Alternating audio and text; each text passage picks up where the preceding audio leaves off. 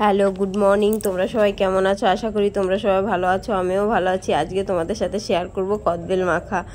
দেখো, বাড়ির গাছে লঙ্কা, এটা আমাদের বাড়িতেই হয়েছে। এই লঙ্কাটা কালো লঙ্কা, কাঁচা অবস্থায় কালো থাকে আর পেকে গেলে লাল হয়ে যায়। আর এখানে সবুজ লঙ্কাও হয়েছে। যেহেতু কদবেল মাখা করব, তাই নিজের বাড়ির গাছ থেকেই তাজা লঙ্কা তুলে নিলাম। একটা কালো লঙ্কা নিয়েছি আর একটা সবুজ লঙ্কা নিয়েছি। আর তার সাথে দেখো, এটা গন্ধরাজ লেবুর পাতা, এটাও আমাদের বাড়িতে হয়েছে। তারপর এগুলো ভালো করে পরিষ্কার করে ধুয়ে নিলাম। এবার দেখো, কদবেলের সাইজটা ছোট হতে পারে, কিন্তু গাছ পাকা কদবেল এবছর প্রথম খাবো।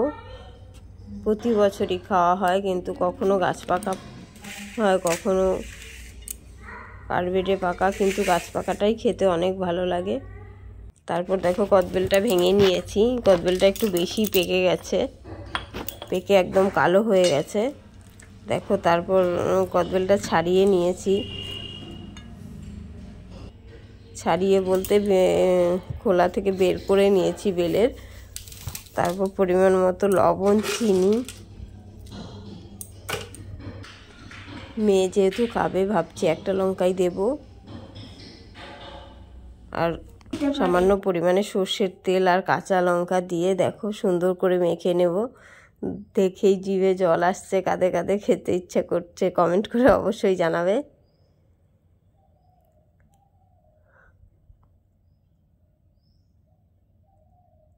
সব কিছু দিয়ে একসাথে সুন্দর করে মেখে নিতে হবে।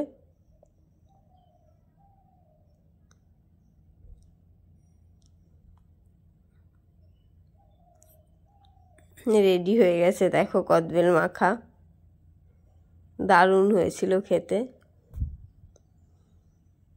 এবছর প্রথম কদবেল।